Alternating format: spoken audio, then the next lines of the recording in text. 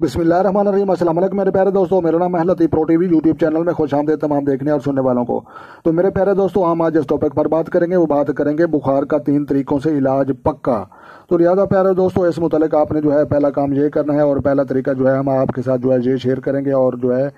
آج کی ویڈیو بہت ہی دلچسپ ہونے والی ہے اور آپ نے سکپ نہیں کرنی، اور اینڈ تک جناب آپ نے ضرور دیکھنا ہے۔ تو اس متعلق پہلا طریقہ جناب گہرا سرخ مرچان 9 رتی تانبا بایاں ہاتھ کی تیسری انگلی میں آپ استعمال کر سکتے ہیں۔ تو لہٰذا دوسرا طریقہ جناب بخار کا ہم آپ کے ساتھ یہ شیئر کریں گے کہ جناب بخار کو سمجھیں کہ جب گاڑی بہت زیادہ گرم ہو جاتی ہے تو آپ اس میں پانی ٹھنڈا ڈالتے ہیں تو وہ کیا ہو جاتی ہے، وہ ٹھنڈی ہو جاتی ہے۔ اگر گاڑی میں پانی نہیں ہوگا اور بہت ہی کم ہوگا تو لہٰذا گاڑی کو آپ کیا سمجھتے ہیں کہ گرم ہو جائے گی اور بعد میں آگ لگ جائے گی۔ وہ آپ بتائیں کہ وہ گاڑی کو آگ لگی ہے، کیا خیال ہے کہ وہ اس کو بخار ہوا تھا اس لیے اس کو آگ لگ رہی ہے؟ جناب کوئی ایسی بات نہیں، کالا بخار یا جتنا واری کا بخار یا جتنے بھی پرابلم ہیں اس متعلق پہلا طریقہ تو آپ کو سمجھ میں آ گیا، لیکن دوسرا طریقہ آپ گاڑی کی مثال سے سمجھیں کہ وہ گرم پانی کی کمی کی وجہ سے ہوئی، تو لہٰذا پانی زیادہ پئیں، نہائیں اور پانی والے فروٹ استعمال زیادہ کریں، اور غیر ضروری میڈیسن سے آپ پرہیز کریں، اور اس کے بعد آپ مسلسل فروٹ اور مسلسل پانی اپنے جسم کا پورا کریں، تو انشاءاللہ یہ جتنے بھی بخار اس کا پکا علاج انشاءاللہ ہو سکتا ہے۔ تو لہٰذا تیسرا طریقہ جناب ہم آپ کے ساتھ یہ شیئر کریں گے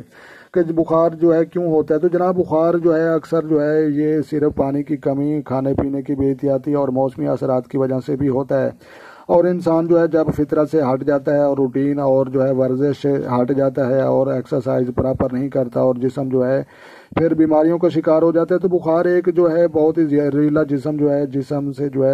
ایک کیمیکل سے ریئیکشن ہو رہا ہوتا ہے جو جسم میں بہت زیادہ زہریلا مادہ کہا جاتا ہے۔ تو لہٰذا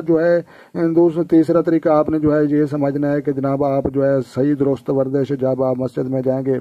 اور دونوں پاؤں پر کھڑے ہو کر قبلہ رخ ہو کر سیدھے اپنے معدے پر اپنے جسم پر ہاتھ باندھیں گے، تو لہٰذا بخار جتنا بھی پرانا ہو انشاءاللہ اللہ تبارک و تعالیٰ کے حکم سے وہ بغیر میڈیسن اور بغیر پتھروں اور ان چیزوں کے ٹھیک ہونا اور صحیح ہونا شروع ہو جائے گا۔ جب آپ 5 وقت وضو کریں گے اور نہائیں گے تو اور پانی پئیں گے تو انشاءاللہ بخار بغیر میڈیسن کے ختم ہو سکتا ہے۔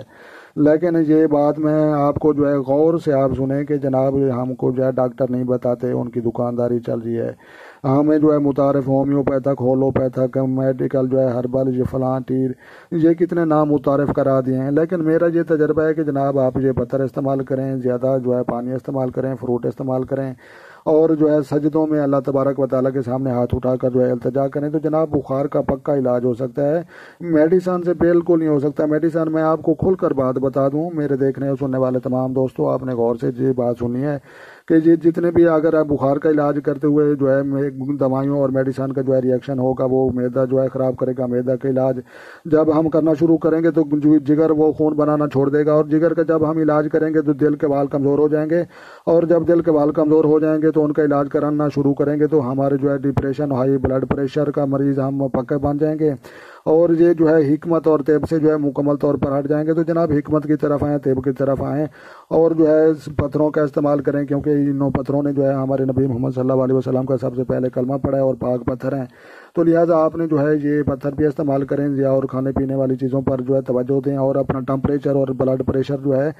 وہ مینٹین کریں، معدے کا ٹمپریچر، جسم کا ٹمپریچر اور ماحول کا باہر کا ٹمپریچر، یہ آپ نے خود یہ مینٹین کرنا ہے، اس کو برابر رکھنا ہے۔ تو لہٰذا جب سردی لگتی ہے تو ظاہر ہے آپ آگ پر بیٹھتے ہیں، جب گرمی لگتی ہے تو ہوا کے سامنے بیٹھتے ہیں، تو جناب آپ نے ان چیزوں پر عمل کرنا ہے۔ تو لہٰذا پیارے دوستوں ویڈیو اچھی لگی تو آپ نے لائک بھی کرنی ہے، اور چینل پر نئے ہیں تو چینل سبسکرائب کریں۔ تو لہٰذا اپنا ڈھیر سارا خیال رکھنا اور اپنی دعا میں مجھے یاد رکھنا۔ تو ملتے ہیں کسی نیکسٹ ویڈیو میں، تب تک دیکھنے اور سننے والوں کو میری طرف سے السلام علیکم ورحمۃ اللہ جناب۔